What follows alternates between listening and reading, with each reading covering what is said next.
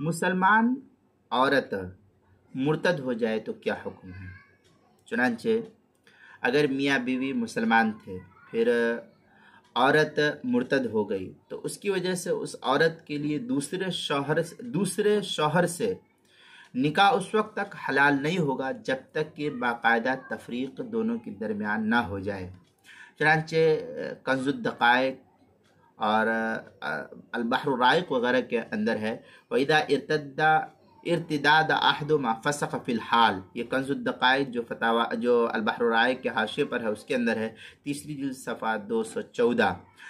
اور در مختار کے اندر ہے، وَأَفْتَى مشائخ بلخ بعدم الفرقہ بردتها زجرا وتيسيرا والافتاء بهذا اولا من الافتاء بما في النوادر۔